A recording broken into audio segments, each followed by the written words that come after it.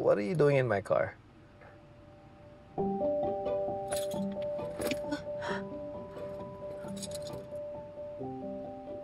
Sorry po. Pareho tayo ng kulay ng sasakyan eh. Akala ko kotse ko to. Deja vu.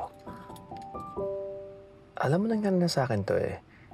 May biglang pumasok sa kotse ko and then she begged me to hide her from the police. Miss? Are you okay? You look uptight. Ang init kasi. Kaya naghahanap talaga ako ng masasakyan para makapag-aircon. Well, natay ko lang naman yung driver ko. May inutos ako sa kanya, so please, enjoy.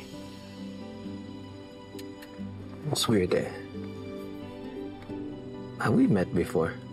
It's weird, parang nagkita na tayo eh. Miss? Ba't ka sumakay dito? Sorry po. It's okay. Just be careful next time. Nagkita na ba tayo? I'm sure hindi. Sige po, alis na po ako.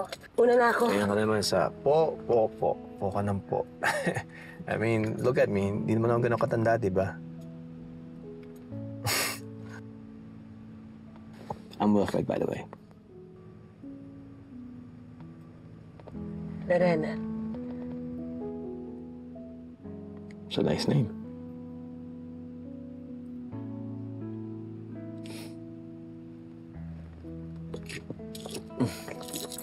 Na ako ah.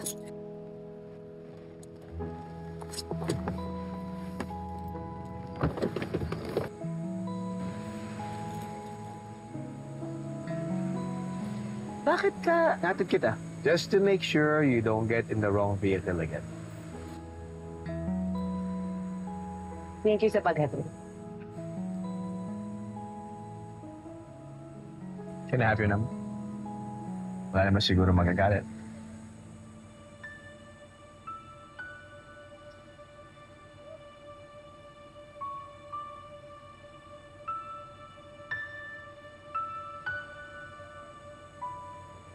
Thank you ulit.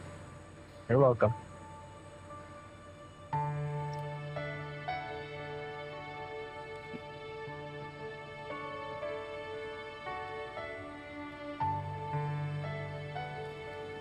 Ingat sa pag-drive, ha?